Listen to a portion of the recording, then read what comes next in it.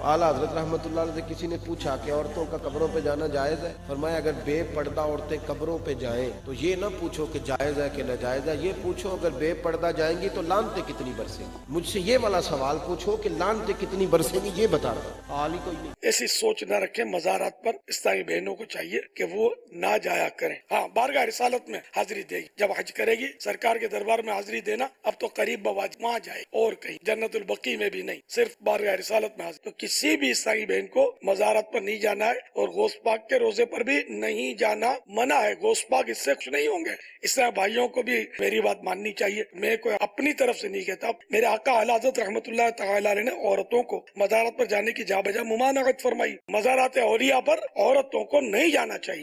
عورت قبرستان جا سکتی ہے؟ عورت کو قبرستان لے کے جانا چاہیے، عورت کا قبلہ درست رکھنے کے لیے قبرستان لے کے جایا کریں۔ عورت کے قبرستان جانے کی ممانعت کسی کے نزدیک بھی نہیں ہے۔ یہ احمد بریلوی صاحب نے ایک کتابچہ لکھا اور انہوں نے غلو کیا۔ انہوں نے کہا کہ عورت قبرستان نہیں جا سکتی، مزارات پہ نہ جائے۔ مزارات پہ تو مردوں کو بھی نہیں جانا چاہیے، قبرستان عورت جا سکتی ہے۔ صحیح مسلم میں حدیث ہے، نبی الاسلام نے فرمایا میں نے تمہیں قبروں پہ جانے سے منع کیا تھا، اب میں تمہیں حکم دیتا ہوں کہ قبروں پہ جاؤ، کیونکہ یہ دنیا سے بے رغبتی دلاتی ہیں، آخرت کی یاد دلاتی ہیں۔ نبی الاسلام نے حکم دیا ہے کہ قبروں پہ جانا ہے۔ اچھا، امام ترمذی ایک حدیث لے کے آئے کہ نبی الاسلام نے ان عورتوں پہ لعنت فرمائی ہے جو کثرت سے قبروں کی زیارت کرتی ہیں، زوار القبور کے الفاظ ہیں۔ پھر امام ترمذی نے 7 کامنٹس کیے ہیں۔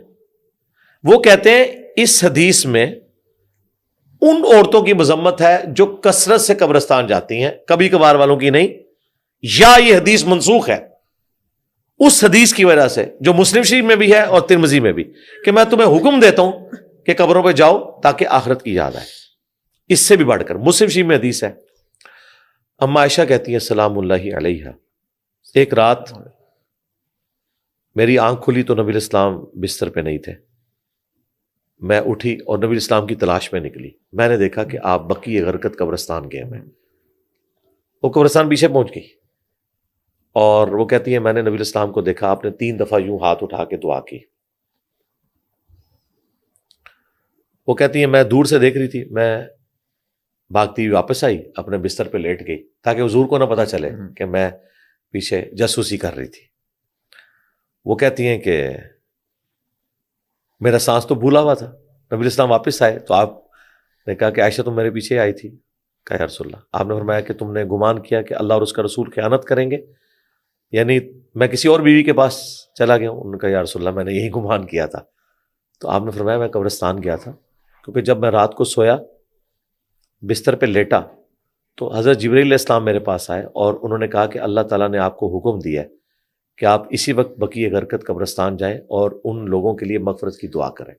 کیا خوش نصیب لوگ تھے جی، حضور دعا کر رہے ہیں۔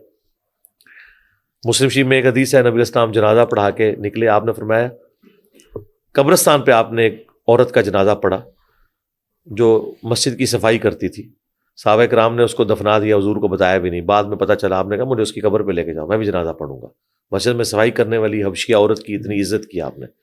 جنازہ پڑھ کے واپس آئے، قبر پہ جنازہ پڑھا، کہا یہ قبریں اندھیروں میں ڈوبی ہوئی تھی، اللہ نے میرے جنازہ پڑھنے کی برکت سے نور سے بھر دیا۔ تو نبی الاسلام کی دعا کا تو یہ فائدہ ہے۔ اچھا، اس حدیث کی طرف واپس ہے، اما عائشہ نے کہا یا رسول اللہ جب میں قبرستان جاؤں تو میں کیا دعا مانگوں؟ تو یہ موقع تھا، حضور کہتے ہیں قبرستان تو عورت جا نہیں سکتی، آپ نے ان کو دعا تعلیم فرمائی۔ مسلم شریف میں یہ دعا ہے السلام علیکم اہل الدیار من المؤمنین والمسلمین وإنا ان شاء اللہ بکم للاحقون نسأل اللہ لنا ولکم العافیہ۔ مزے کی بات بتاؤں، میں بقیع غرقد قبرستان میں نا یہ دعا لکھی ہے، نیچے مسلم شریف کا ریفرنس لکھا ہوا ہے، تو وہاں وہ جو شرطے پھر رہے ہوتے ہیں نا ان کے، وہ اردو بھی بول لیتے ہیں، وہ عورتوں کو اندر قبرستان نہیں جانے دیتے، آپ کو پتہ ہے صرف مر جاتے ہیں عورتیں بیچاری باہر رہتی ہیں۔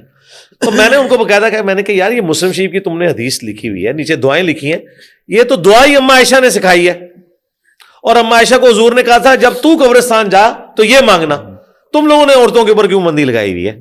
اس میں میں تفنن کے طور پہ کہتا ہوں کہ احمد بریلوی اور جو سعودیہ کے وہابی ہیں نا ان کا ایک ہی عقیدہ تھا۔ ہاں، پاکستان کے اہل حدیث اس بات کے قائل ہیں کہ عورت قبرستان جا سکتی ہے، کیونکہ یہاں کے اہل حدیث کی خوبی ہے، آپ جب ان کو حدیث بتاتے ہیں نا وہ پھر کسی عالم کو نہیں دیکھتے، تو عورتوں کو قبرستان لے کے جانا چاہیے تاکہ عبرت حاصل ہو. موت کی یاد، آخرت کی یاد عورتوں کو بھی تو چاہیے. بلکہ میں آپ کے اس کیمرے کی وساطت سے ان خاوندوں کو جو اپنی عورتوں کی ناجائز خواہشات کی وجہ سے تنگ ہیں، ریکویسٹ کروں گا انہیں ہفتے میں ایک دفعہ نا قبرستان ان کے رشتہ داروں کی قبروں پہ لے کے جایا کریں اور انہیں بتائیں یہ اصل ٹھکانہ ہے. اور عورتیں بڑی رقیق القلب ہوتی ہیں. میں تو اپنی بیوی کو لے کے جاتا ہوں، اس کی دادی کی قبر کے اوپر لے کے جاتا ہوں، رشتہ دار نانی کی قبر پہ لے کے جاتا ہوں اور قبرستان سے گزارتا ہوں تاکہ عبرت حاصل ہو. عورت کو بھی قبرستان لے کے جانا چاہیے. یہ جو پبلک میں مشہور ہے، عورت جب قبرستان جاتی ہے تو وہ مردوں کو ننگی نظر آتی، پتہ نہیں کیا کیا باتیں انہوں نے بنائی ہوئی ہیں، اللہ معافی دے. البتہ عورت جنازے کے ساتھ نہ جائے، وہ نبی الاسلام نے منع کیا، اس میں صبر کام ہوتا ہے. عورت جنازہ بھی پڑھ سکتی ہے، صحیح مسلم میں ٹھیک ہے. اما عائشہ سلام اللہ علیہا کی مبارک زندگی میں 56 ہجری میں سعد ابن ابی وقاص جب فوت ہوئے تو اما عائشہ نے کہا کہ سعد کی میت لا کے سامنے رکھو، میں جنازہ پڑھوں گی. تو مسجد میں جنازہ پڑھنا بھی سنت ہے، عورت کا جنازہ پڑھنا بھی سنت ہے، لیکن پھر مرد و عورت کا اختلاط نہیں ہوگا. سعودیہ میں تو سارے پڑھ رہے ہوتے ہیں، ہر نماز کے ساتھ جنازے اٹھتے ہیں، وہاں مرد و عورت دونوں جنازے پڑھ رہے ہوتے ہیں. جی